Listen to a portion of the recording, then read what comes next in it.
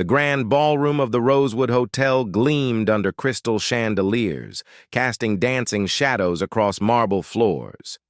Isabella Martinez stood near the entrance, clutching her server's tray with trembling hands. She had only been working at the hotel for 3 weeks, and tonight was her first high-profile event. The annual charity gala hosted by the city's most influential families was not the place for mistakes. Isabella adjusted her black uniform and took a deep breath. The hall buzzed with conversations in multiple languages, the clink of champagne glasses, and soft classical music. Men in tailored suits and women draped in designer gowns moved through the space like they owned it, because many of them did own significant pieces of the city. She began making her rounds, offering champagne to guests who barely acknowledged her existence.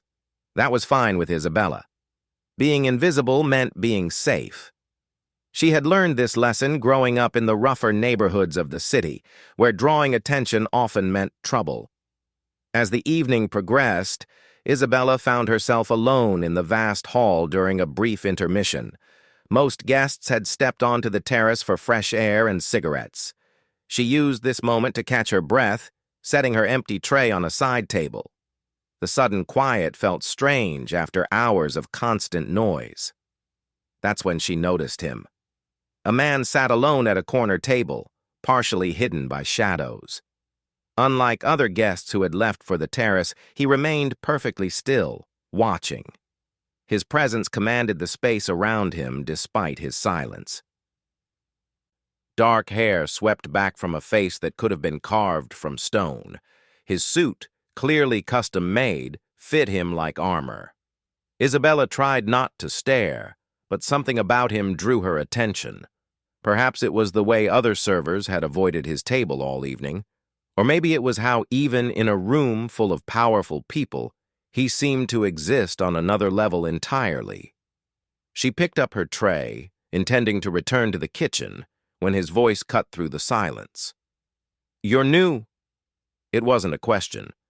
Isabella froze, unsure if he was addressing her. She turned slowly to find his dark eyes fixed on her. Up close, she could see a thin scar running from his left eyebrow to his temple. His face remained expressionless, but his eyes held an intensity that made her pulse quicken. "Yes, sir."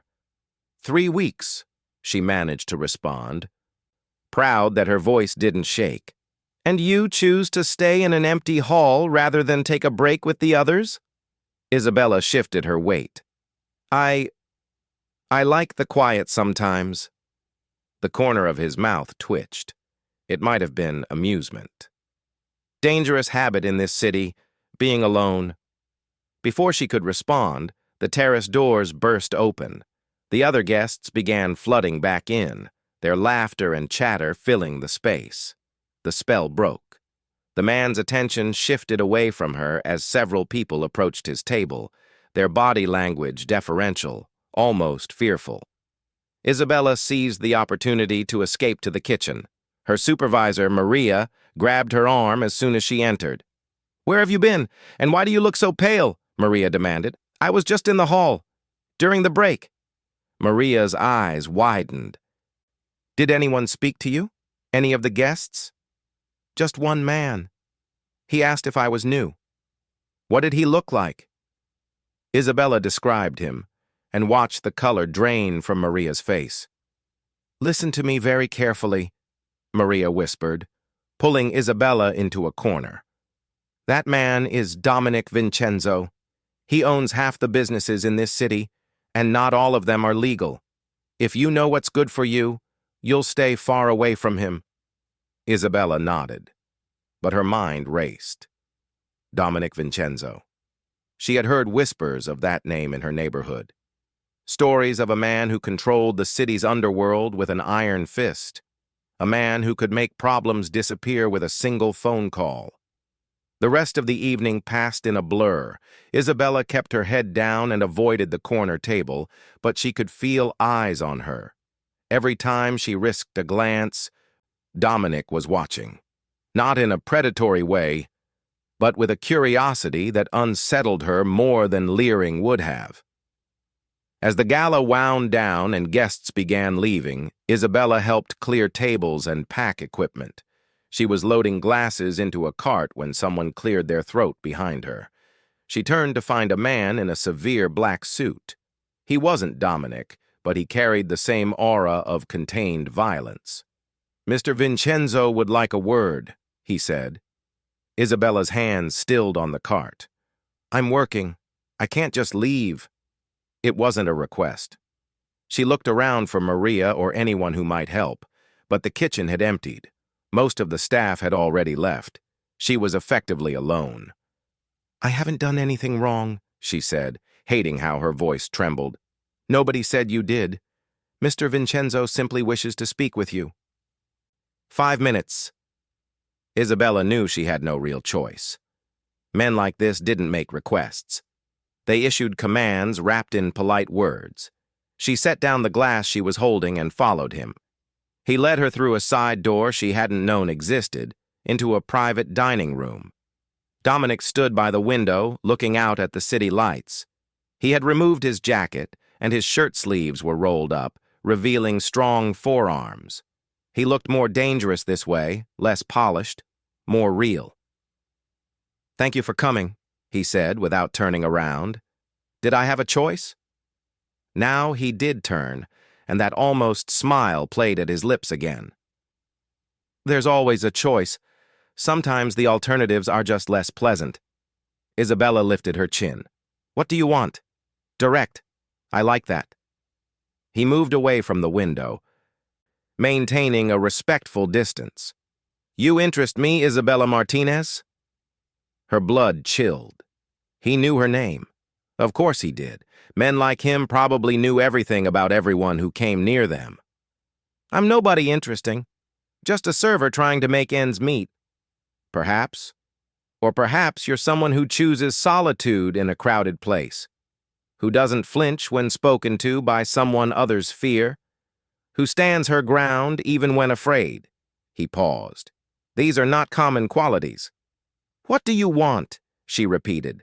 "I need someone with specific skills for a particular job, someone who can blend in, who notices things others miss, someone not already known in certain circles." Isabella took a step back.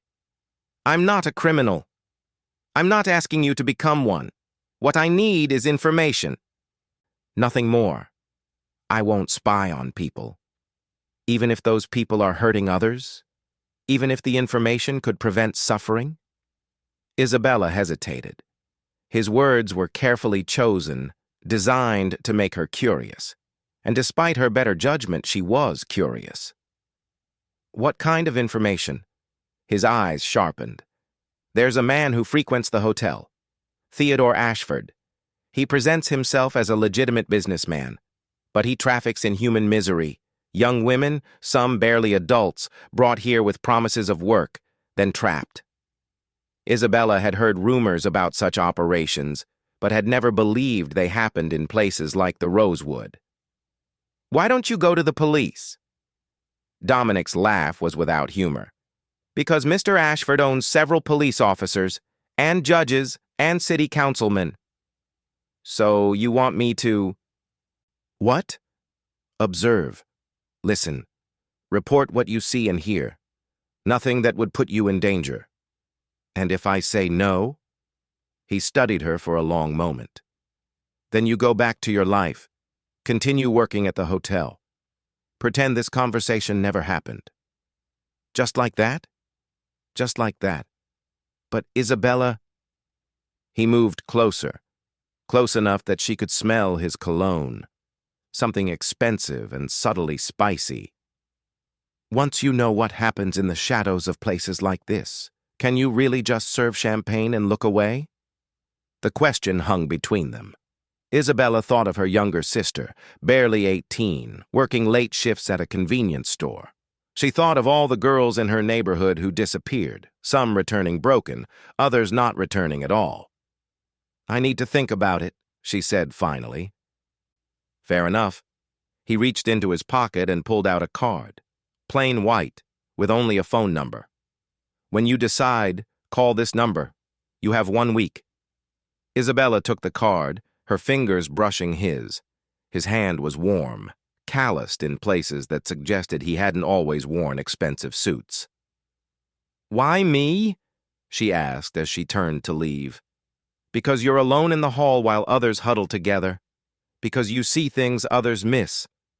And because—" He paused, seeming to choose his words carefully. "Because I believe you're someone who does the right thing, even when it's dangerous." Isabella left the private dining room with her mind spinning. The man in the black suit was waiting to escort her back to the kitchen. Maria was there, pacing frantically. "Thank God," I thought. "Are you okay?" "What did he want?" "Just asked about the service, if I'd noticed any problems." The lie came easily, which disturbed her. Maria didn't look convinced, but didn't push. "Come on, let's finish cleaning and get out of here." As Isabella worked, the card seemed to burn in her pocket. She had 1 week to decide. 1 week to choose between safety and stepping into a world she didn't understand. 1 week to decide if Dominic Vincenzo was offering her a chance to help people or pulling her into something that would destroy her life. Outside, the city glittered with false promises. Inside, Isabella mechanically dried glasses and tried not to think about dark eyes and dangerous propositions. She had always been good at being invisible, at staying safe. But sometimes, being safe meant letting others suffer. The card in her pocket felt heavier with each passing minute. 1 week. She had 1 week to decide what kind of person she really was. As she finally left the hotel near midnight, Isabella noticed a black car idling across the street. The window was down just enough for her to see the driver watching her. Protection or surveillance? With men like Dominic Vincenzo, perhaps there was no difference. She pulled her coat tighter and headed for the bus stop. Behind her, the car's engine purred to life, maintaining a discreet distance as it followed. Isabella pretended not to notice, but her heart raced. She had wanted to remain invisible, safe in her anonymity. But tonight, in that empty hall, she had caught the attention of one of the city's most dangerous men. And somehow, she knew her life would never be the same. The bus arrived, and Isabella climbed aboard, finding a seat by the window. As the city lights blurred past, she fingered the card in her pocket. 1 week to decide. 1 week to choose between the life she knew and a path that led into darkness. But perhaps sometimes, one had to walk through darkness to find the light. 3 days had passed since the gala. 3 days of Isabella carrying Dominic Vincenzo's card like it weighed 100 pounds. 3 days of jumping every time someone entered the hotel kitchen unexpectedly. 3 days of black cars that may or may not have been following her home. She stood in the hotel's service corridor, arranging supplies for the evening shift, when Maria appeared at her elbow. "Conference room 7 needs a coffee service. Some kind of business meeting," Maria said, handing her a prepared cart. Isabella nodded and headed for the elevator. Conference room 7 was on the executive floor, where the carpet was thicker and the air smelled of leather and expensive perfume. She knocked softly before entering. The conversation stopped the moment she appeared. 5 men sat around the polished table, and her blood froze when she recognized one of them. Theodore Ashford, the man Dominic had mentioned. He looked exactly like his newspaper photos. Silver-haired, distinguished, with the kind of smile that never reached his eyes. "Ah, refreshments," Ashford said, his voice smooth as oil. "Excellent timing." Isabella kept her expression neutral as she served coffee. Her hands remained steady even as her mind raced. This was him, the man who trafficked in human misery, according to Dominic. Looking at him now, in his expensive suit, laughing with other businessmen, it was hard to believe. As she poured, she caught fragments of conversation. Numbers, shipment dates, something about merchandise arriving next Tuesday. The words were carefully vague, the kind of language that could mean anything in a court of law. "That's a pretty bracelet," Ashford said suddenly. Isabella looked down at her wrist. She wore a simple silver chain her sister had given her for her birthday. "Thank you, sir. My company imports jewelry, among other things." His eyes traveled over her in a way that made her skin crawl. "You have the kind of look that would showcase our pieces beautifully. Have you ever considered modeling?" "No, sir. I'm happy with my job here." "Pity. The pay is much better. And the travel opportunities." He pulled out a business card. "In case you change your mind, we're always looking for fresh faces." Isabella took the card because refusing would draw attention. As she did, she noticed one of the other men shift uncomfortably. He was younger than the others, nervous, sweating despite the air conditioning. "Will there be anything else?" she asked. "Not for now, but I hope we'll see each other again soon." She left the room, her skin still crawling from his attention. In the elevator, she studied Ashford's business card. Import-Export Company. Vague enough to be anything, the kind of front that could hide a multitude of sins. Back in the kitchen, she tried to focus on her work, but her mind kept returning to that room, to the nervous young man, to the way they'd discussed merchandise like it wasn't human lives they were trading. Her shift ended at 10. As she gathered her things, she made a decision. Not about Dominic's offer, she still had 4 days for that. But about tonight. She would wait and watch, see who left the hotel with Ashford. Maybe she was wrong. Maybe it was all legitimate business. Isabella changed out of her uniform and found a spot in the coffee shop across the street. From there, she had a clear view of the hotel's main entrance. She ordered tea and pretended to read a book on her phone. At 10:47, Ashford emerged with 2 other men from the meeting. They stood under the hotel awning, talking. Then a van pulled up. Not a luxury vehicle like she'd expected, but a plain white van with tinted windows. The back doors opened, and Isabella's heart stopped. 3 young women climbed out, or rather were helped out. They moved stiffly, their eyes glazed. One stumbled, and Ashford's companion grabbed her arm roughly. Even from across the street, Isabella could see they were barely adults, foreign probably from their features and the way they looked around with confusion. Ashford inspected them like cattle, lifting one girl's chin to examine her face in the light. He nodded, satisfied, and they were led into the hotel through a side entrance Isabella hadn't even known existed. Her tea grew cold as she sat there, frozen by what she'd witnessed. It was real. Everything Dominic had said was real. Those girls. They had the same look she'd seen in documentaries about trafficking victims. Drugged, scared, lost. Isabella's hands shook as she pulled out the plain white card. She had planned to wait 4 more days, to think it through carefully. But those girls didn't have 4 days. She dialed the number. It rang once before a man answered. Not Dominic. "Yes? This is Isabella Martinez. I need to speak with Mr. Vincenzo." "One moment." There was a pause. Then Dominic's voice, calm and unsurprised. "Isabella, I wasn't expecting to hear from you so soon. I saw him, Ashford, tonight, with 3 girls. They were—" She couldn't finish. "Where are you?" "Coffee shop across from the hotel. Stay there. Someone will come for you." The line went dead. Isabella stared at her phone, wondering what she'd just set in motion. 5 minutes later, a familiar black car pulled up outside. The same driver from the other night. She recognized his face in the streetlight. She left money for her tea and walked out on unsteady legs. The driver opened the back door without a word. Isabella slid inside, finding herself in leather luxury that smelled of mint and expensive cologne. They drove in silence through the city, not to the neighborhoods she knew, but up into the hills where the houses hid behind gates and walls. Finally, they turned into a driveway guarded by men who waved them through without question.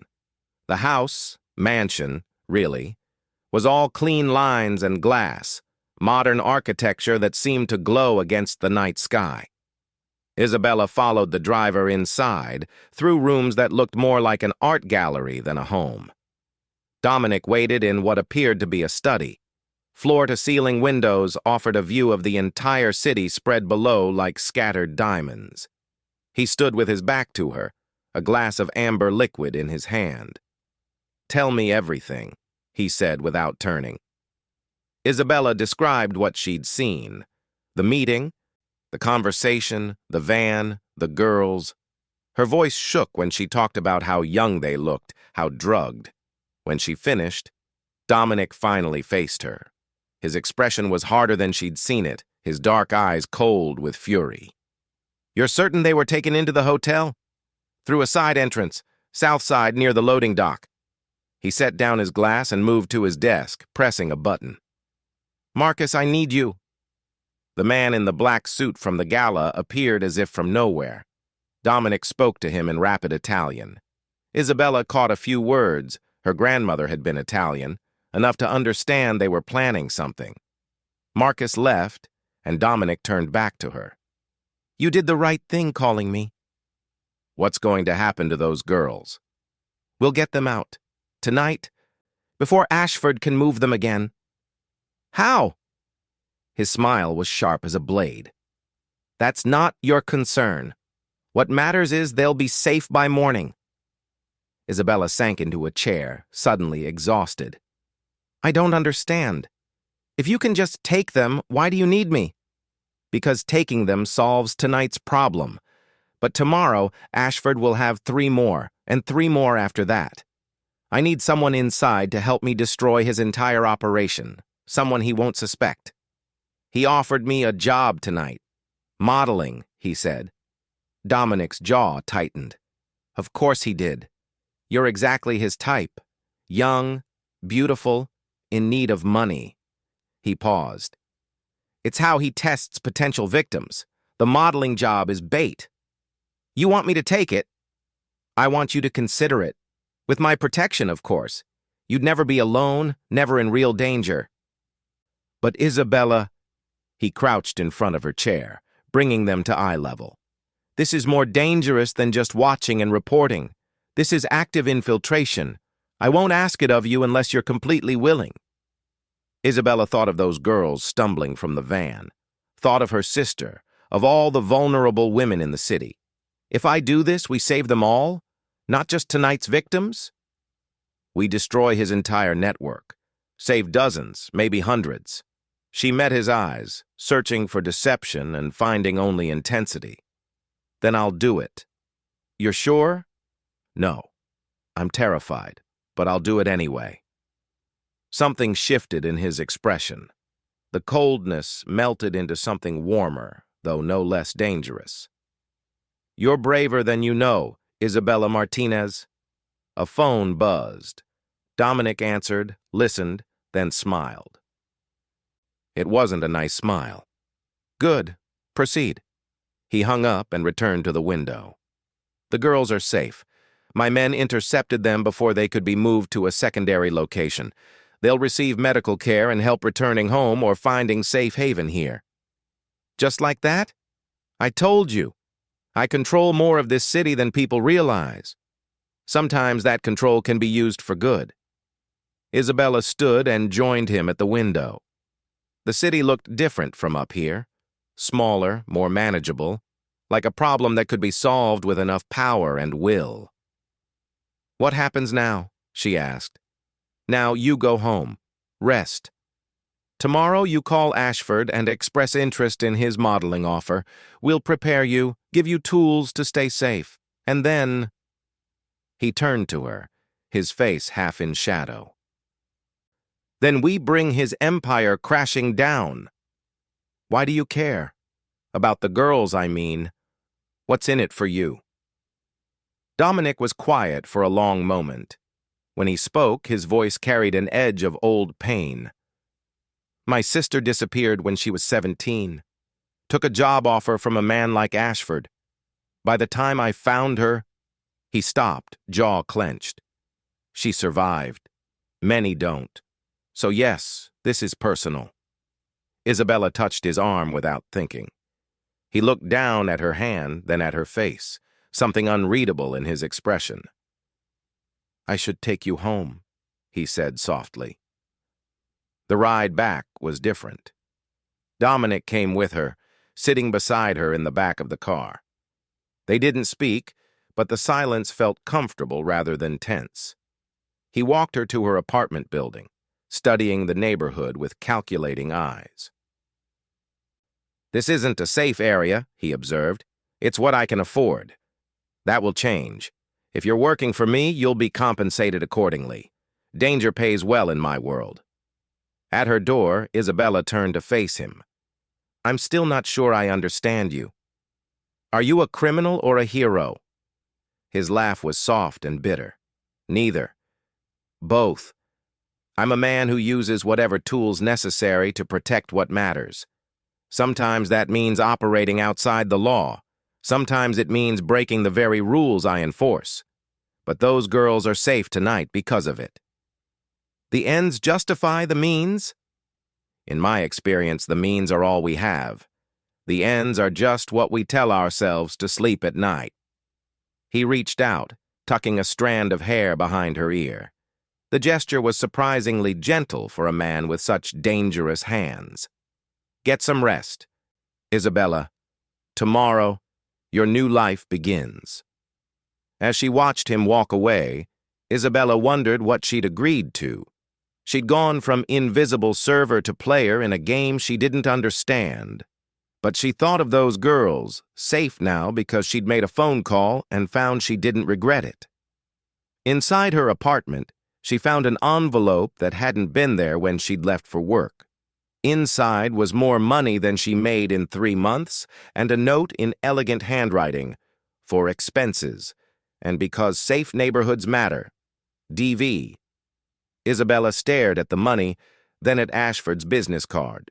Tomorrow, she would call him, accept his offer, walk into the monster's lair with only Dominic Vincenzo's promise of protection. She should have been terrified, and she was. But underneath the fear was something else, purpose. For the first time in her life, she had the power to make a real difference. Even if that power came from the most dangerous man in the city. Her phone buzzed. A text from an unknown number. "The 3 girls are safe. Medical treatment provided. Thank you. DV." Isabella smiled despite everything. Tomorrow would bring danger and deception. But tonight, 3 girls were free because she'd chosen to act. Because in an empty hall at a glittering gala, she'd caught the attention of a man who operated in shadows, but sometimes dragged evil into the light. She pulled out the money Dominic had left. First thing tomorrow, after calling Ashford, she would look for a new apartment, somewhere safer, somewhere her sister could visit without fear. Change was coming, whether she was ready or not. His command had changed everything, as she'd known it would from the moment he'd spoken to her in that empty hall. But maybe, just maybe, it was changing for the better.